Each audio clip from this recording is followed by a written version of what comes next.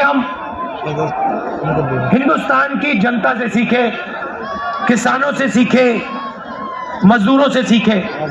अब देखिए, एक तरफ आपकी कुर्बानी, यहाँ अभी मैंने महात्मा गांधी जी की फोटो के सामने फूल रखे, ये आए, इन्होंने आपकी रक्षा की। उस समय भी हिंसा थी, उस समय भी इन्हीं लोगों ने हिंदुस्तान को बांटने का काम, नफरत फैलाने का काम किया था। और आप याद रखिए, योगेंद्र यादव जी ने कहा वो तोड़ेंगे और हम जोड़ेंगे, मगर जब वो बोल रहे थे मैंने एक बात सोची, सही नारा है, हम वो तोड़ेंगे हम जोड़ेंगे, मगर इसके आगे एक कदम जाना पड़ेगा, हम तोड़ने नहीं देंगे। आप कोशिश करो जितनी करनी है, हम तोड़ने नहीं देंगे, एक सेकंड के लिए नहीं तोड़ने देंगे। जोड़ने की जरूरत नहीं पड़ेगी, क्योंकि हम टूटने नहीं देंगे, हम तोड़ने नहीं देंगे। और मैं आपको एक बात बताना चाहता हूं, देखिए, एक मैसेज मैं आपको देना चाहता हूं। ये गांधी जी जो हैं, ये एक व्यक्ति थे, मगर इन्होंने हमें, इनके सामने हमने फूल क्यों डाले? हमने इनके सामने फूल इसलिए डाले क्योंकि ये एक सोच भी थे, ये सिर्फ एक व्यक्ति नहीं थे, ये एक सोचने का तरीका और एक जीने का तरीका था। और अगर आप गांधी जी को समझना चाहते हो तो हिंदुस्तान में उस समय बहुत हट्टे कट्टे चौड़े लोग थे, मगर हिंदुस्तान का सबसे निडर व्यक्ति ये थे। तो अंग्रेज इनको डराने की कोशिश करते थे, डरते नहीं थे। जेल में डाल दिया, डरे नहीं। 3 गोली छाती में मार दी, तब भी नहीं डरे। इसीलिए हम इनके सामने फूल रख रहे हैं। तो मैं आपको एक ही मैसेज देना चाहता हूं, देखिए, कुछ भी हो जाए, आपको किसी से नहीं डरना है, नहीं डरना है।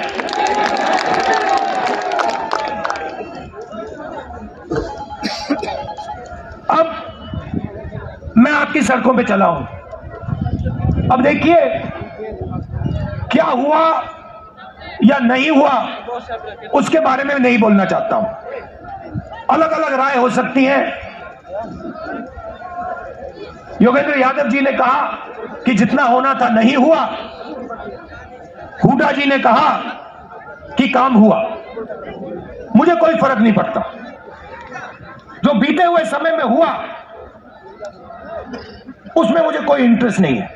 मैं आपको एक बात कह सकता हूं कि इन सड़कों पे मैं चला हूं और मुझे दिख रहा है कि यहां पे आज सड़कों की हालत खराब है, यहां पे आपको दर्द हो रहा है और यहां पे कमियां हैं।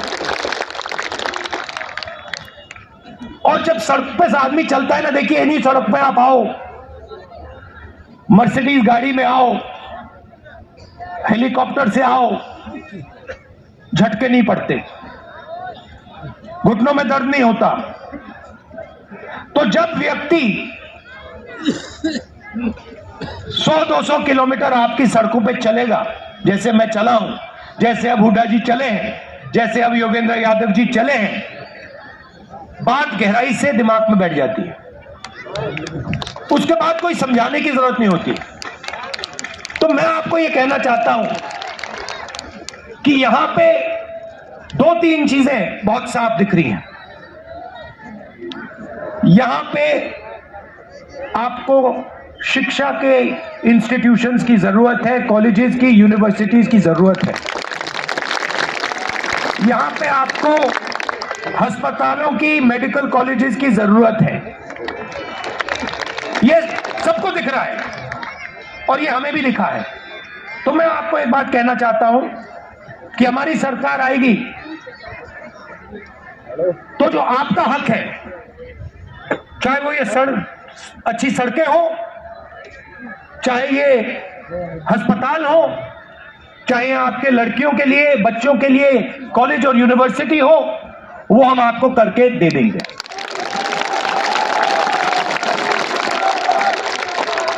मैं ये भी नहीं कह रहा हूं कि ये 2 दिन में हो जाएगा, मुझे झूठ बोलना अच्छा नहीं लगता है, समय लगेगा, मगर हमारी नीयत साफ है और हम आपको करके दिखा देंगे।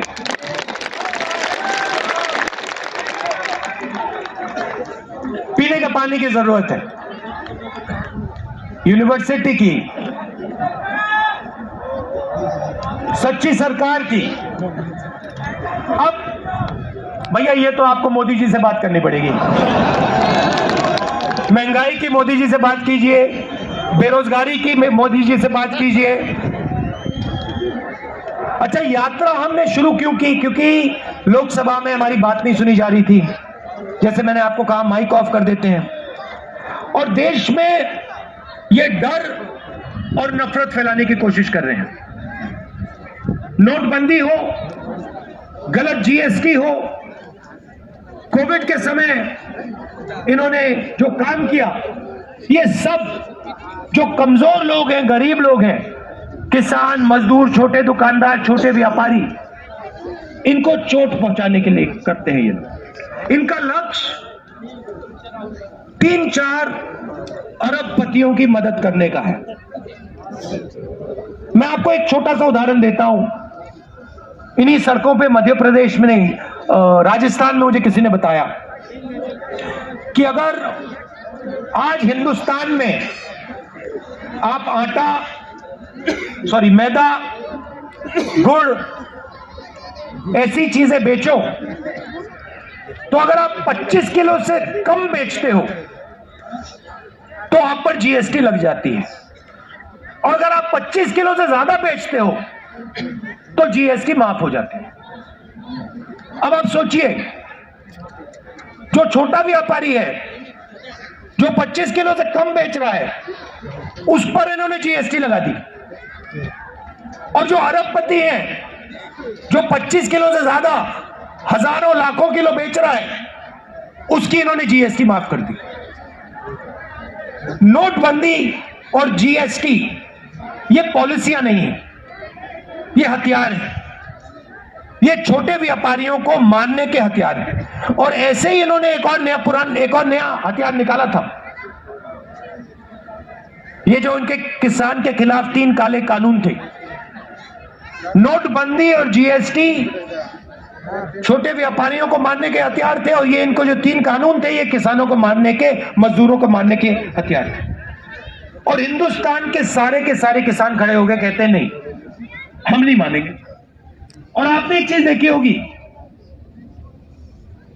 नरेंद्र मोदी जी का आप चरित्र समझिए, जैसे ही कोई उनके सामने खड़ा हो जाता है, चाहे वो किसान हो, जैसे किसान आंदोलन में हुआ, चाहे वो जमीन अधिग्रहण बिल के बारे में हो, जैसे ही कोई उनके सामने खड़ा हो जाता है, नरेंद्र मोदी घूम के उल्टे भागने शुरू कर देते हैं। आप पहचानो, जब भी कोई भी उनके सामने खड़ा हो जाता है, नरेंद्र मोदी मुकाबला नहीं करते हैं, भाग जाते हैं, मैदान से निकल जाते हैं।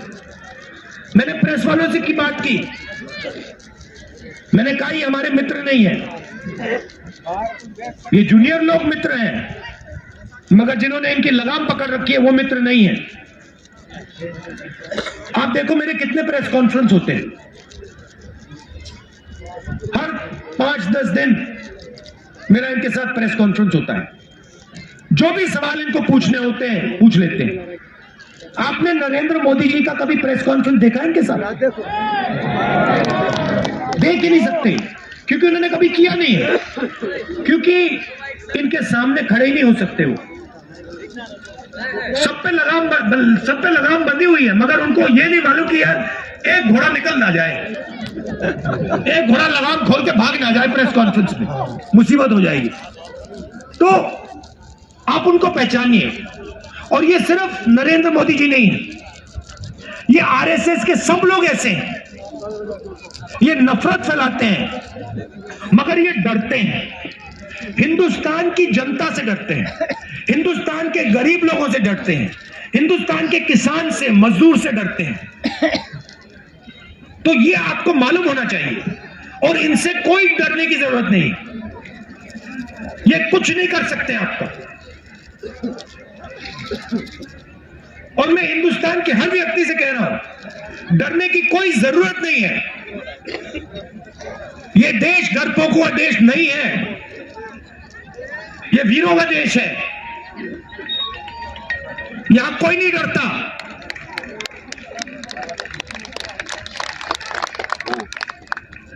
और ये यात्रा ने दिखाया है, कन्याकुमारी से यहां तक आए हैं हम। कितने किलोमीटर हो गए वेणु जी? 3000 किलोमीटर हो गए, 3000। और मैं अकेला नहीं चला हूं, हजारों लोग चले हैं। हमारे साथ एक 90 साल का व्यक्ति चल रहा है, 90 साल का, सबसे सामने चलता है, किसी से नहीं डरता। वो है हिंदुस्तान। तो इस यात्रा ने दिखाया है कि देश किसी से नहीं डरता है, अपने भविष्य से नहीं डरता। और एक दिन, जिस दिन ये खड़ा हो गया एक साथ, जिस दिन ये दिन आने वाला है जब एक बार फिर ये देश मिलकर भाईचारे के साथ, मोहब्बत के साथ एक साथ आगे बढ़ेगा। हम तोड़ने नहीं देंगे, सवाल नहीं उठता। जितनी कोशिश करनी है करो, तोड़ने की कोशिश करो, इस देश को हम टूटने नहीं देंगे। खत्म।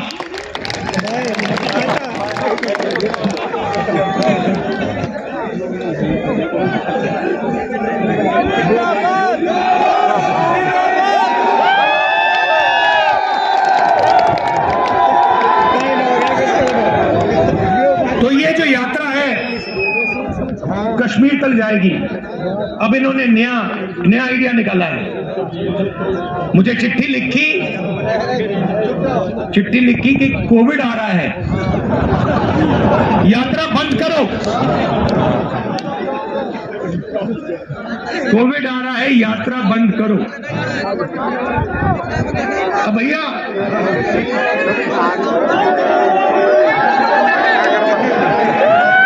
मतलब अब देखिए, अब यात्रा को रोकने के लिए बहाने बन रहे हैं, अब मास्क पहनो, यात्रा बंद करो, कोविड फैल रहा है, सब बहाने हैं। हिंदुस्तान की शक्ति से, हिंदुस्तान की सच्चाई से ये लोग डर गए हैं, ये सच्चाई है। और देखिए यात्रा में, आप देखिए मैं आपको मजेदार बात बताता हूं। यात्रा में अब हम 100 दिन से ज्यादा चले हैं। इसमें हिंदू, मुसलमान, सिख, ईसाई, हर जात के लोग, महिला, पुरुष, बच्चे, 5 साल के बच्चे, सब चले हैं। इसमें किसी ने किसी से नफरत नहीं की। मैंने अपने आंखों से देखा है, लाखों लोग चले हैं। किसी ने किससे ये नहीं पूछा कि भाई तुम्हारा धर्म क्या है, तुम कहां से आए हो, कौन सी भाषा बोलते हो, किसी ने नहीं पूछा। 24 घंटा इस यात्रा में लोगों ने एक दूसरे का आदर किया, गले लगे, हाथ में हाथ लेकर ये यात्रा चली है। और दूसरी बात देखो, इस यात्रा में धक्का लगता है, कोई गिर जाता है। जैसे कल हमारे पीसीसी प्रेसिडेंट गिर गए, आप इनसे पूछो, 1 सेकंड नहीं लगा, 7-8 लोगों ने इनको उठा दिया 1 सेकंड में। किसी ने ये नहीं पूछा भैया आपका धर्म क्या है, आपकी जात क्या है, तो नाम क्या है, क्या करते हो ना, हिंदुस्तानी हो उठा देंगे आपको, नीचे नहीं गिरने देंगे। ऐसी सरकार हमें चाहिए जो हर हिंदुस्तानी की रक्षा करे, किसान की रक्षा करे, किसान के सामने मुसीबत आए एकदम पूरा का पूरा हिंदुस्तान घूम के उसकी रक्षा करे, मजदूर के सामने मुश्किलें आई एकदम हिंदुस्तान पूरा का पूरा हिंदुस्तान अपने मजदूरों की मदद करे। ऐसा हिंदुस्तान हम चाहते हैं। ये आरएसएस का, नरेंद्र मोदी का नफरत भरा हुआ हिंदुस्तान नहीं चाहिए हमें, हिंदुस्तान के किसी को नहीं चाहिए। बहुत क्लियरली मैंने बोला, आपकी नफरत के बाजार में हम मोहब्बत की दुकान खोल रहे हैं। और ये मैंने आपको मैसेज दिया है, ये आप मत सोचो कि सिर्फ राहुल गांधी दुकान खोल रहा है, मोहब्बत की दुकान खोल रहा है ना। मैं आपको कह रहा हूं, आप सबको कह रहा हूं, हिंदुस्तान के हर युवा को कह रहा हूं, हर किसान को, हर मजदूर को, हर छोटे दुकानदार को, आप मोहब्बत की दुकान खोलो। नफरत के बाजार में मोहब्बत की दुकान खोलो। भाई भाई के साथ मोहब्बत की बात करें, एक दूसरे से आप मोहब्बत प्यार से बात करो, गले लगो। यही देश की शक्ति है, यही देश को आगे ले जाएगा। तो आप सबका दिल से धन्यवाद करना चाहता हूं। और जो आपने मुझे मैसेज देना था, वो मैसेज मैं समझ गया हूं, वो मैसेज मेरे साथ जाएगा वापस और उसका नतीजा आपको दिखेगा। बहुत बहुत धन्यवाद, जय हिंद, नमस्कार। बहुत बहुत शुक्रिया राहुल गांधी जी, आपने इस इलाके के दर्द को समझा, दिल से महसूस किया और कम से कम जो वादे रह गए थे महात्मा गांधी जी ने जो किए थे उनको पूरा करने का एक इरादा जाहिर किया। हमारे लिए ये बहुत ही खुशकिस्मती की बात है और उम्मीद करते हैं कि इस जुड़े हुए नए भारत में मेवात के लिए भी बहुत बड़ी जगह होगी। और जिन चीजों का आपने मुद्दे जो रेज किए हैं पूरे हिंदुस्तान के सामने, वो जरूर पूरे होंगे। इन्हीं अल्फाजों के साथ हम बहुत दिल की गहराइयों से आपका शुक्रिया अदा करते हैं कि आपने मेवातियों के इतिहास को जाना, दर्द को समझा और जो है मेवात में इतना वक्त दिया। बहुत बहुत शुक्रिया, बहुत बहुत मेहरबानी।